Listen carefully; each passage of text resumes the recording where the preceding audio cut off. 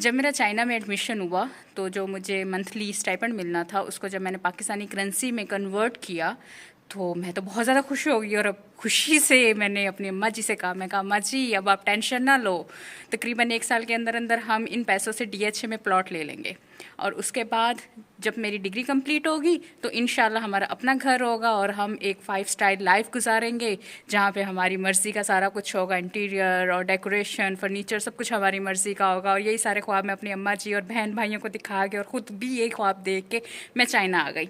और चाइना आने के बाद तकरीबन 2 साल होने वाले हैं और मेरी जब भी और बाकी सब कोलीग्स के साथ जब भी बात होती है तो वो भी पता चलता है वो भी यही ख्वाब देख के आए थे कि जब हमारा स्टाइपेंड आया करेगा, हमारी इतनी सेविंग हो जाएगी, इतना खर्चा हमारा होगा मंथली और उसके बाद हम पाकिस्तान में एक नहीं, मैं तो एक प्लॉट का ख्वाब देख के आई थी। मैंने अपने यहाँ पे कई ऐसे स्टूडेंट्स देखे हैं जिन्होंने 4-4 प्लॉट्स का ख्वाब देखा हुआ था कि हम यहाँ पे 4 प्लॉट्स खरीद लेंगे जब तक हमारी डिग्रियाँ कंप्लीट होंगी।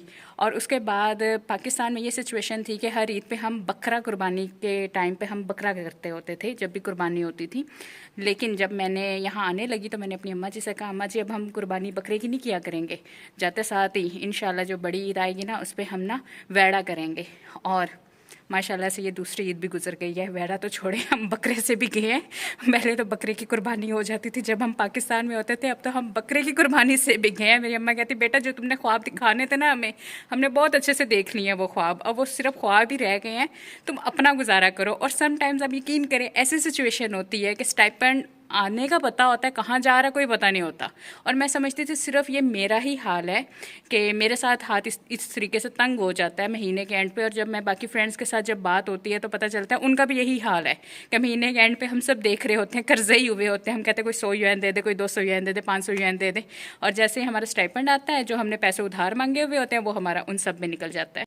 और कभी कभी अपने ऊपर तरस भी आता है और हंसी भी आती है कि हम घर वालों को क्या पैसे देंगे।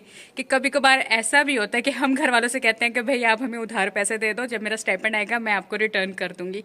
तो ये हकीकत है यहाँ पे जो भी बड़े बड़े ख्वाब देख के आते हैं बाहर की कंट्रीज़ में कि हम जाएंगे 1 साल के अंदर सेटल हो जाएंगे, दूसरे साल के अंदर हम गाड़ियाँ और घर वगैरह ले लेंगे, तो बेटा जी ऐसा नहीं होता है।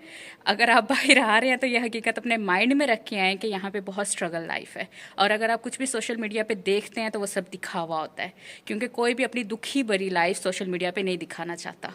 इस वजह से सब शो ऑफ करते हैं। तो दूसरों के पीछे लग के आप अपनी जो अभी की हाल की ज़िंदगी है उसको ख़राब मत करें।